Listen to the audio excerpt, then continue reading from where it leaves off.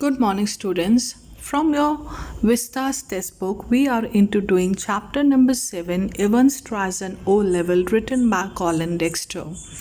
We learned that Evans is a prisoner in Oxford prison and wants to add to his academic qualification and appears for an O level German examination. Now, the prison authorities and the governor of Oxford Prison is on alert and keeping an hawk eye to check if this examination does not turn out to be a means of escape for Evans, who is known as Evans the Break, as he has escaped the prison thrice earlier. McLeary is an invigilator who comes to sit in for the examination. So governor is taking all sorts of precautions to see to it that the prison as well as he himself is not put to shame because of any of the acts of Evans. So when the governor, when McLeary comes to sit in for an examination as a supervisor, governor thinks that might be that McLeary might be carrying something innocently in his suitcase that Evans can take an opportunity of and put the prison authorities into trouble. So he asked Jackson to check on McLeary. McLeary cooperates and his suitcase is being checked, and Jackson was surprised to see a semi-inflated rubber ring, but then he learns that McLeary needs that as he has to sit for longer hours. And then the examination start, but then the 2-hour examination was delayed and it started a little late. McLeary gives him Evans a certain instruction before the examination, and then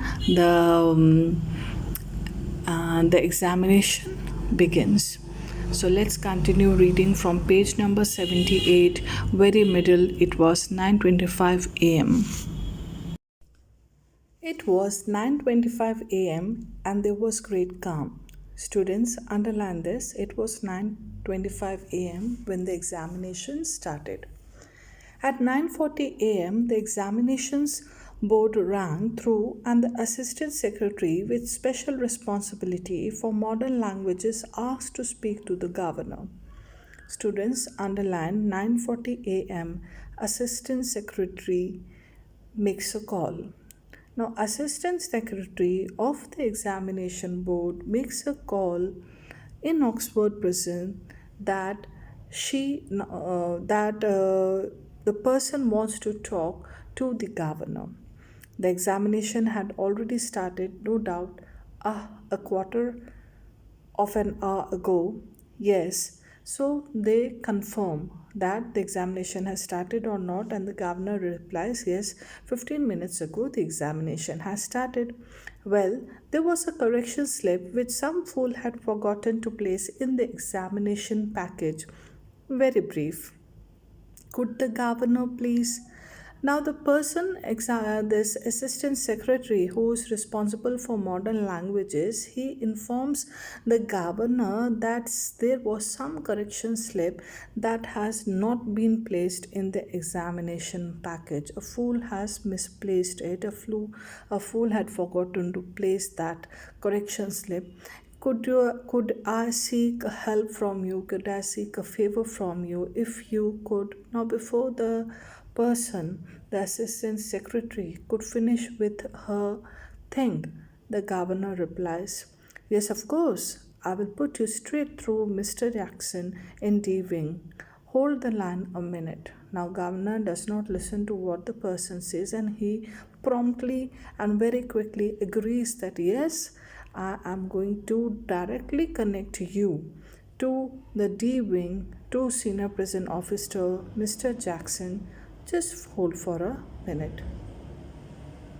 Was this the sort of thing the governor had feared? Was the phone call a fake? Some signal, some secret message? But he could check on that immediately. And suddenly, governor realizes that he hopes that he has not committed a mistake. He started wondering that this phone call coming during the examination, is it a fake call? Is it some sort of a message? Is it some sort of a signal? Now he needs to check whether he had done a mistake by connecting it through the D wing. So he wants to check it. What he does?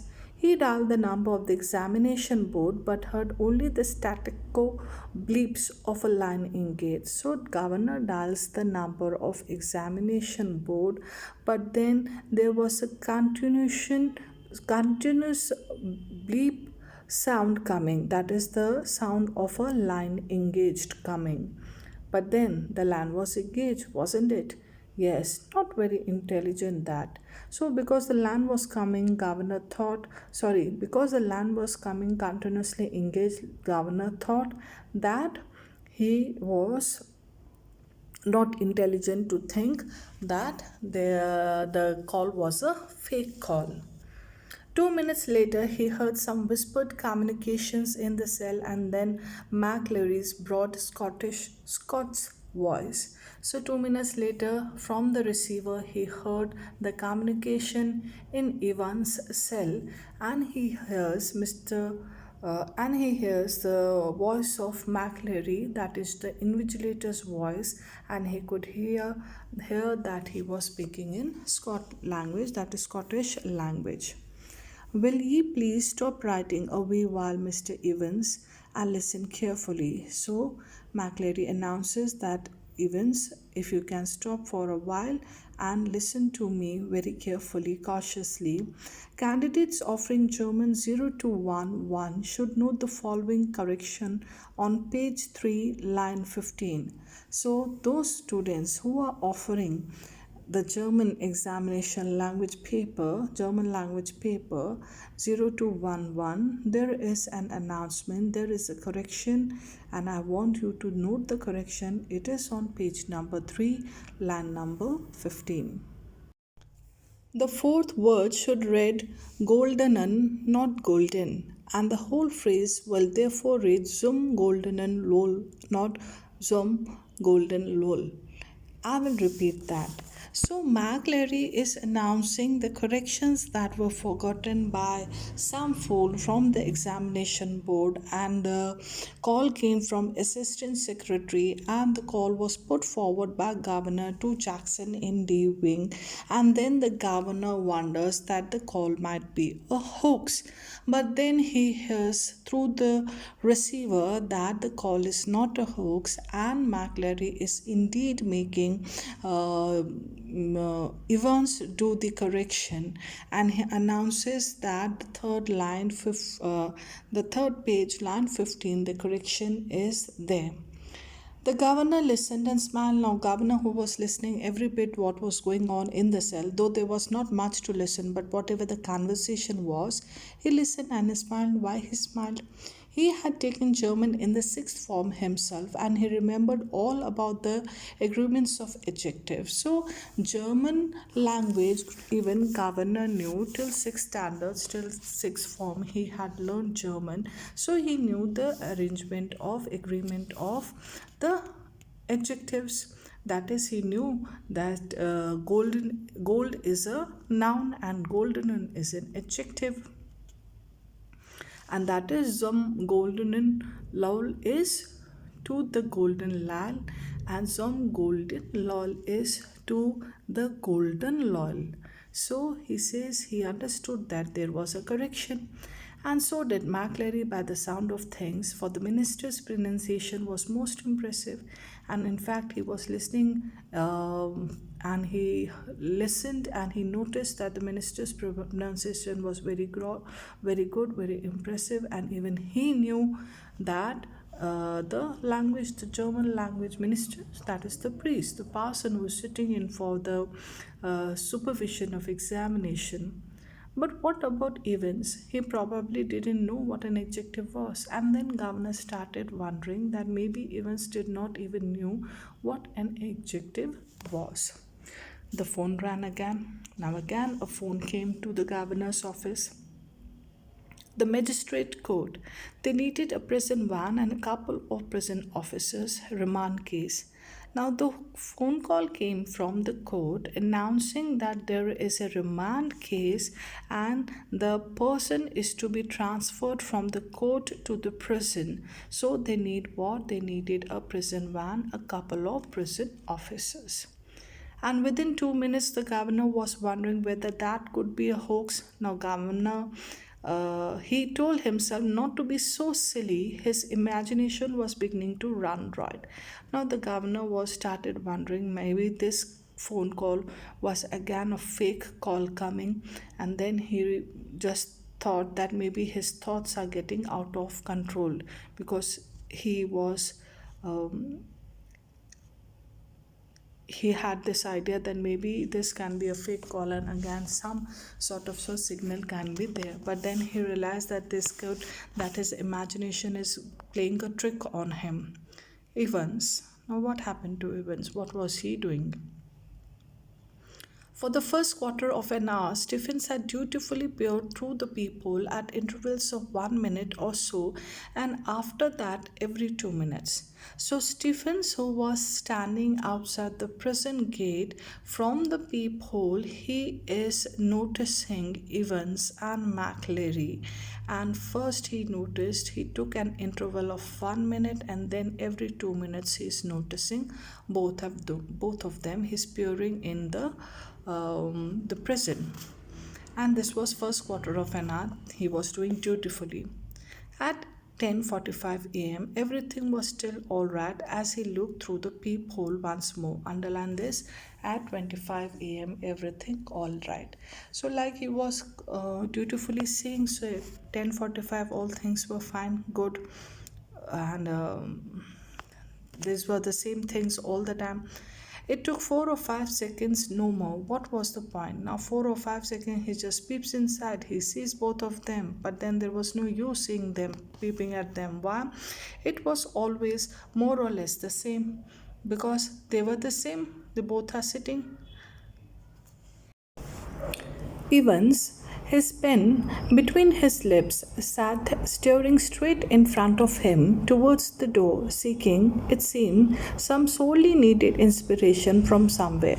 Now, Stephens, who was every 1 minute or every 2 minutes peeping in the cell of Evans, there was no use to see one because there was no changes over there.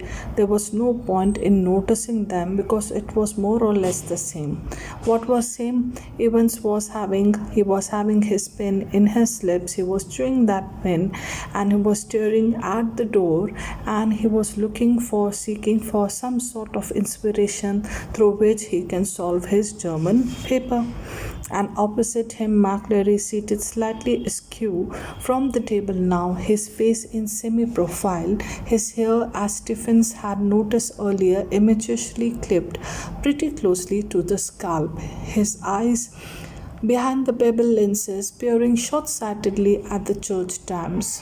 His right index finger hooked beneath the narrow clerical collar, and the fingers of the left hand, the nails meticulously manicured, slowly stroking the short black beard.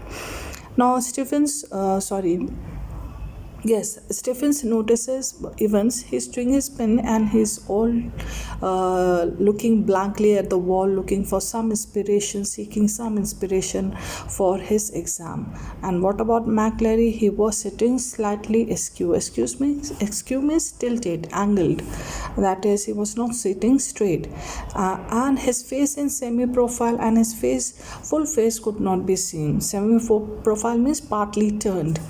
And his hairs were closely cropped, that is clipped pretty closely, that is his hairs were unskillfully combed close to his head. That is, this is what Stephens had noticed earlier when he has escorted him to the Evans cell.